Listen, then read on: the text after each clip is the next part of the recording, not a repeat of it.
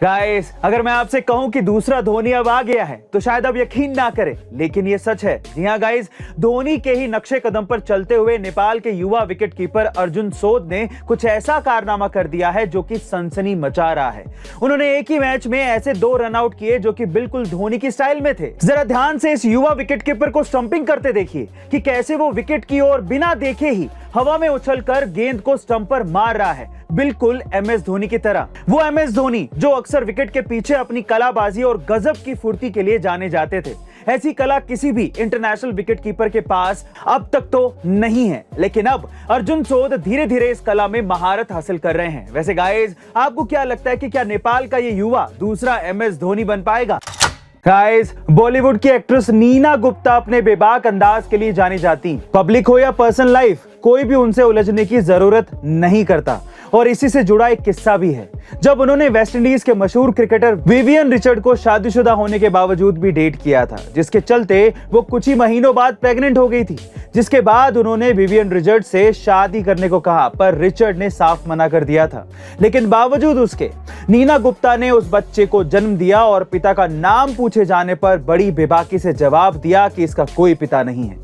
हालांकि उनसे कई मौकों पर बच्चे के पिता का नाम पूछा गया, लेकिन नीना बेपरवाह होकर अपने काम में जुट गई। और सालों बाद जब खुद विवियन रिचर्ड ने नीना गुप्ता से माफी मांगते हुए पूरी दुनिया के सामने स्वीकार किया कि हाँ, वो नीना के बच्चे के पिता हैं, तब जाकर दुनिया समझ गई कि यूं ही नीना गुप्ता इतनी बोल्ड और बेबाक अंदाज के लिए जानी नहीं जाती हैं। वैसे गाइस, क्या आप नीना गुप्ता से जुड़ा कोई किस्सा शेयर करना चाहते हैं? कमेंट सेक्शन में जरूर लिखिएगा।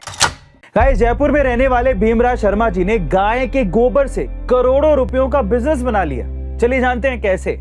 पेपर बनाने वाली कंपनी में एक छोटी सी नौकरी से शुरुआत करने वाले भीमराज जी के दिमाग में अचानक से एक आइडिया आया कि क्यों ना गाय के गोबर से पेपर बनाया जाए। हालांकि शुरुआत में लोग उन पर हंसे, लोगों ने उनका खूब मजाक उड़ाया, लेकिन उन्होंने हार नहीं मानी और किताबों के जरिए ही गाय के गोबर पर रिसर्च चालू कर दी।